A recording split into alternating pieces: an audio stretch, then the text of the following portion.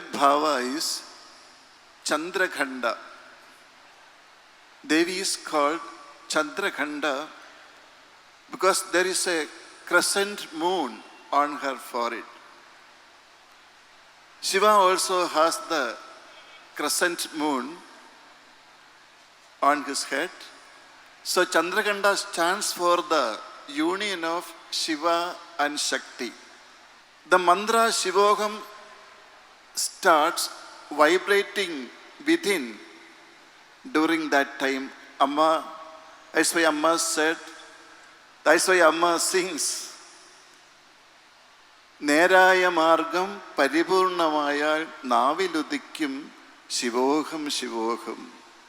When the right path is fulfilled, automatically Shivoham Shivoham appears on the tongue. Shivoham means I am Shiva. I am that supreme truth, supreme consciousness. When the female qualities and male qualities in a person are awakened to equal degree, then we can say that the Chandrakhanda bhava has been awakened. Once a scholar who was an expert in Lakshana Shastra came to meet Amma. Lakshana Shastra is the science of science. He said that he could see all the Lakshanas of Devi in Amma. He said, she is not a male or female. Her voice is not the sound of a man or woman. Her color is not white or dark or black. Her fingers, toes, and feet are extremely beautiful like those of a child.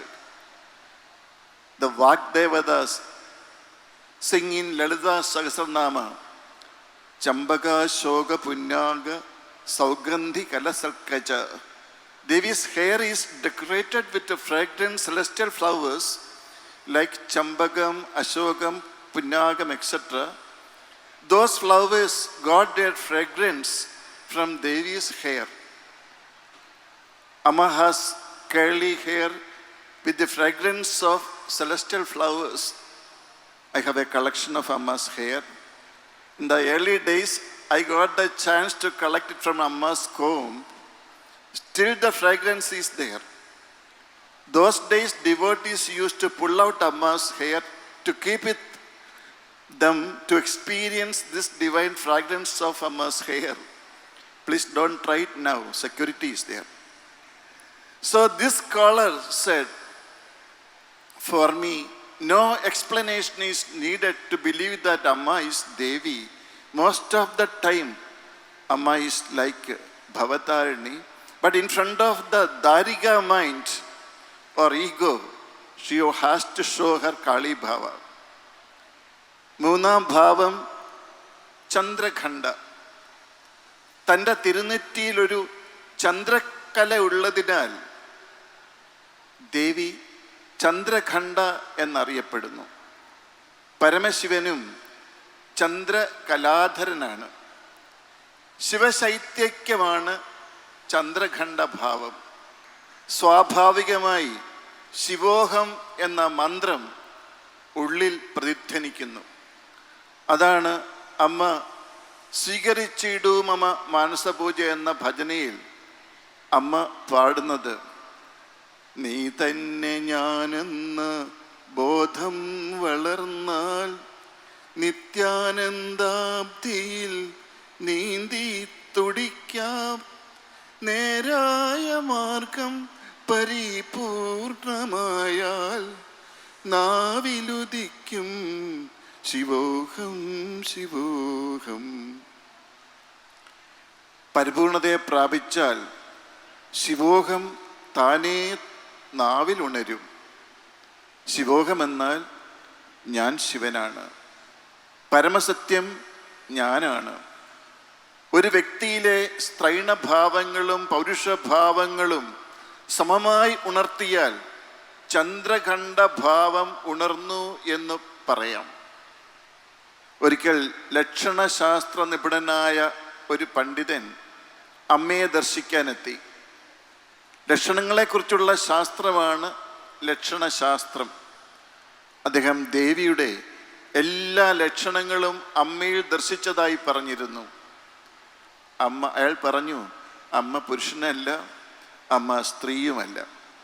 അമ്മയുടെ ശബ്ദം പുരുഷൻ്റെയോ സ്ത്രീയുടേതോ അല്ല. അമ്മയുടെ നിറം കറുപ്പോ വെളുപ്പോ അല്ല. അമ്മയുടെ വിരലുകൾ, കാൽപാദം എല്ലാം ഒരു കുഞ്ഞിൻ്റേതുപോലെ അതിമനോഹരം. ലളിതാ സഹസ്രനാമത്തിൽ വാഗ്ദേവതകൾ പാടുന്നു, ചമ്പകാശോക പുന്നാഗ സൗഗന്ധി കലസൽക്കജ.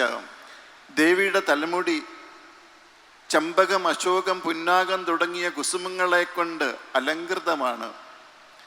ഈ പുഷ്പങ്ങൾക്ക് ദേവിയുടെ മുടിയിൽ നിന്നും സുഗന്ധം ലഭിക്കുന്നു.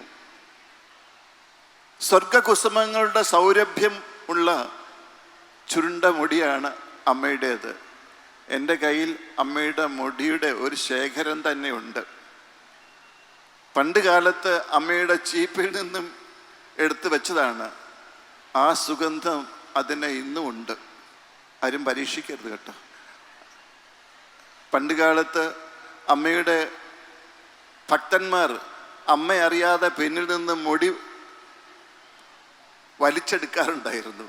അറിയാത്ത പാവത്തിൽ അമ്മ ഇരുന്നു കൊടുക്കുകയും ചെയ്യും.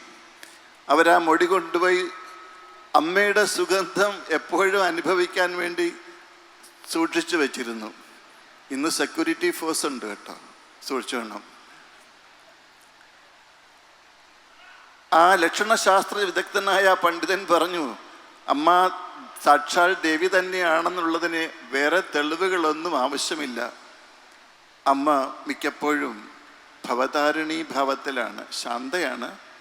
പക്ഷേ അഹന്തയ്ക്ക് മുന്നിൽ, ദാരികനെ പോലെയുള്ള അഹന്തയ്ക്ക് മുന്നിൽ കാളീഭാവം എടുക്കേണ്ടി വരും. ദ ഫോർത്ത് ഭാവ is Kushmanda. It is the power that creates this universe. We can split this word into three, then we can understand the meaning more easily. Ku means some or a little. Ushma means heat or warmth. Anda means egg, like Brahmandam. Brahman, cosmos in its egg form, nascent stage. It is this Srishti aspect of Devi, the creative aspect of Devi, who discharge the functions of Srishti, Sthiti and Samhara, creation, sustenance and dissolution. She who bore the entire world in her womb, the creative aspect of Parvati Devi. Amma has said, in those days, I felt the whole universe vibrating within me like a bubble. ഈ പ്രപഞ്ചം സൃഷ്ടിച്ച ശക്തിയാണത്. നാലാം ഭാവം കുഷ്മാണ്ഡ. ഈ വാക്ക് നമുക്ക് മൂന്നായി പിരിക്കാം. കു എന്നാൽ അല്പം, ഉഷ്ണം എന്നാൽ താപം, അണ്ഡം എന്നാൽ മുട്ട. ബ്രഹ്മാണ്ഡം എന്ന് പറയുന്നത് പോലെ ബ്രഹ്മം അതിൻ്റെ പ്രാരംഭഘട്ടത്തിൽ എന്ന് മനസ്സിലാക്കാം. സൃഷ്ടിഭാവമാണ് ദേവിയുടെ സൃഷ്ടിഭാവം. ദേവി തന്നെയാണ് സൃഷ്ടിസ്ഥിതി സംഹാരങ്ങൾ നടത്തുന്നത്. ഈ ലോകം മുഴുവനും തൻ്റെ ഉദരത്തിൽ വഹിക്കുന്നവൾ പാർവതി ദേവിയുടെ സൃഷ്ടിഭാവം. അമ്മ ഒരിക്കൽ പറഞ്ഞു, അമ്മയുടെ തപസ് ചെയ്യുന്ന കാലത്ത് ഈ പ്രപഞ്ചം തന്നിലൊരു കുമിള പോലെ സ്പന്ദിക്കുന്നതായി അനുഭവപ്പെട്ടു. പ്രപഞ്ചം മുഴുവനും ഉള്ളിൽ ഒരു കുമിളയായി സ്പന്ദിക്കുന്നതായി അനുഭവപ്പെട്ടു. The fifth bhava of Durga is Skandamata, Kartikeya's mother. That is why the name Skandamata, mother of Skanda. In this form, it is the manifestation of the motherly aspect. Devi has given birth to the cosmos and her maternal nature has been awakened. Maternal love, compassion, power, sacrifice, etc. are manifest in this aspect. We can see all these in Amma's life. After tapas, Namah Shivaya mantra started coming from Amma spontaneously. Actually, Shiva was not Amma's deity of worship, yet during tapas, the Shiva within get automatically awakened. Then she got the experience of Shivogam, the state of experience of that I am Shiva. Amma felt as if she is the mother of everything. We can imagine the love of a mother for her infant, but the love of Amma is a million times more. It's easy for a mother to show her love and affection to her children, but for Amma, everybody is like an infant, and she feels like giving special care to everybody. She binds us with her divine love. Raga Swarupa Pashadhya. That is why all of us are here. ദുർഗയുടെ അഞ്ചാമത്തെ ഭാവം സ്കന്ദമാത, മാതൃഭാവം. ഈ രൂപം മാതൃഭാവത്തിൻ്റെ പ്രതിസ്ഫുരണമാണ്. പ്രപഞ്ചത്തെ പ്രസവിച്ച ദേവിയുടെ മാതൃഭാവം ഉണർന്നിരിക്കുന്നു. മാതാവിൻ്റെ പ്രേമം, കാരുണ്യം, ശക്തി, ത്യാഗം തുടങ്ങിയ ഗുണങ്ങൾ ഈ ഭാവത്തിൽ പ്രകടമാണ്. ഇതെല്ലാം നമുക്ക് അമ്മയുടെ ജീവിതത്തിലും കാണാം. തപസ്സിന് ശേഷം നമഃശിവായ മന്ത്രം അമ്മയിൽ നിന്ന് സ്വാഭാവികമായി ഉണ്ടായി. വാസ്തവത്തിൽ അമ്മയുടെ ആരാധനാമൂർത്തി ഇഷ്ടദേവത ശിവനായിരുന്നില്ല. എങ്കിലും തപോവേളയിൽ ശിവഭാവമുണർന്നു. ശിവോഹമെന്ന അനുഭവമുണ്ടായി. താൻ തന്നെ ശിവനെന്ന തോന്നലുണ്ടായി. താൻ വിശ്വമാതാവാണെന്ന അനുഭവമുണ്ടായി.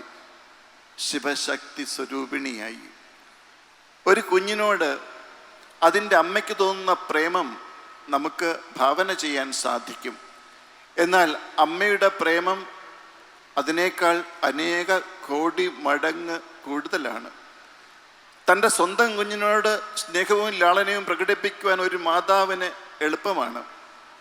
എന്നാൽ അമ്മ ഏവരെയും തൻ്റെ കുഞ്ഞായി കരുതി സവിശേഷമായ പ്രേമം ചൊരിയുന്നു. നമ്മെ ഏവരെയും ആ ദിവ്യപ്രേമത്താൽ ബന്ധിക്കുന്നു. അമ്മ രാഗസ്വരൂപ പാഷാഢ്യാണ്. അതിനാലാണ് നാം എല്ലാം ഇവിടെ എത്തിയിരിക്കുന്നത്. അമ്മ എല്ലാവരെയും സ്നേഹപാശത്താൽ ബന്ധിച്ചിരിക്കുന്നു.